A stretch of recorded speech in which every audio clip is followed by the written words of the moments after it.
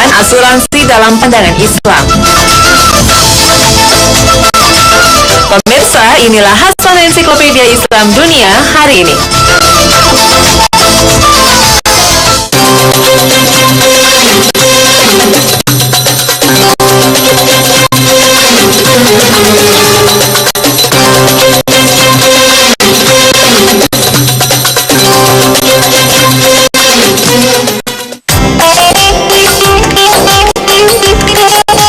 Assalamualaikum warahmatullahi wabarakatuh. Selamat pagi pemirsa Trans 7. Hasanah Ensiklopedia Islam Dunia pagi ini kembali hadir untuk melengkapi hasanah pengetahuan Islam dunia ke hadapan Anda. Dan berikutnya akan kami sajikan ulasan tentang bagaimana asuransi dalam syariat Islam. Asuransi menjadi bagian dalam kehidupan modern saat ini. Resiko dan ketidakpastian bisa diatasi dengan adanya jaminan asuransi. Bagi sebagian kalangan umat Islam, memiliki jaminan asuransi seolah-olah tidak percaya takdir dan pertolongan Allah. Nah, bagaimanakah hukum Islam memandang asuransi? Inilah berbagai pandangan para ulama mengenai asuransi. Asuransi bisa diartikan menanggung sesuatu yang mungkin atau tidak mungkin terjadi. Dalam bahasa Arab, asuransi dikenal dengan istilah takaful atau tadamun, artinya saling menanggung. Ada yang menyebutnya dengan istilah at-ta'min, yang artinya aman, tentram, dan tenang. Dalam terminologi Undang-Undang Nomor 2 Tahun 1992, asuransi adalah perjanjian antara dua pihak atau lebih, di mana pihak penanggung memberi pertanggungan pada pihak tertanggung setelah membayar premi atas segala kerugian, kerusakan, atau kehilangan yang diderita tertanggung, termasuk jika tertanggung meninggal dunia.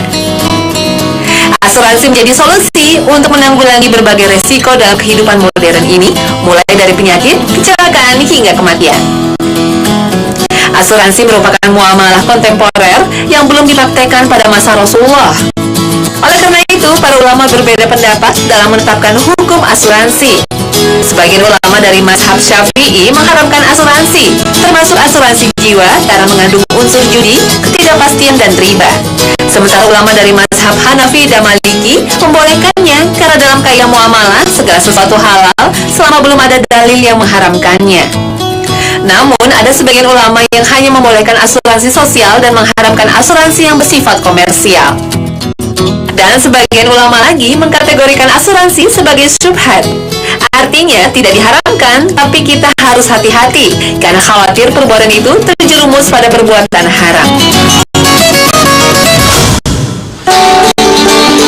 Asuransi syariah muncul sebagai solusi atas keraguan sebagai umat Islam atas kehalalan asuransi konvensional.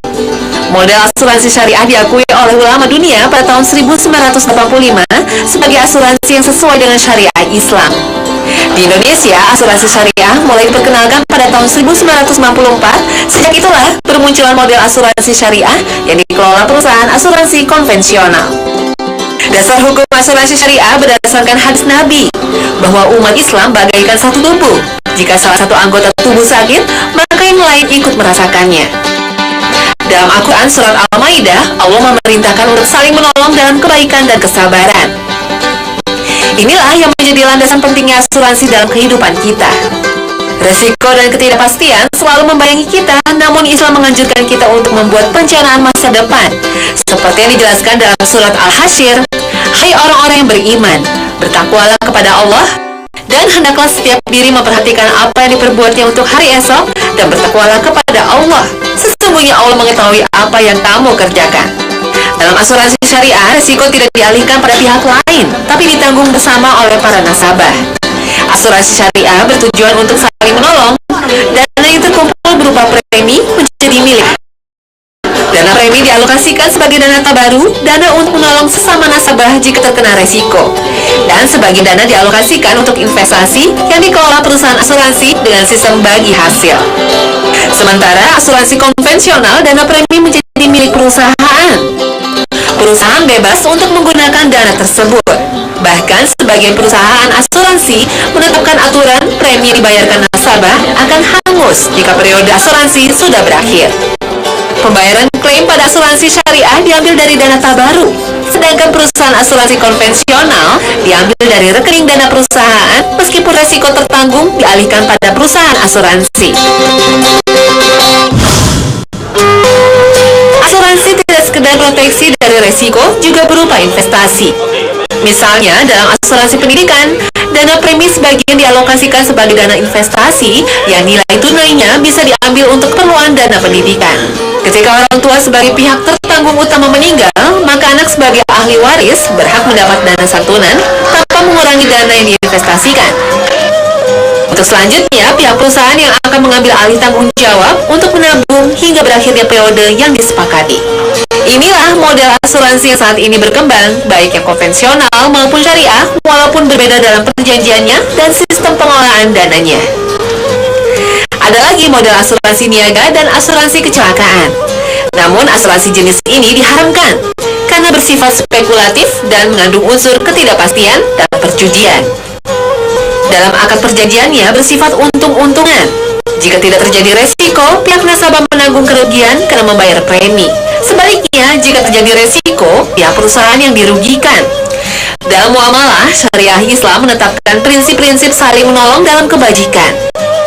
Dan Rasulullah melarang jual beli dengan untung-untungan dan mengandung unsur penipuan.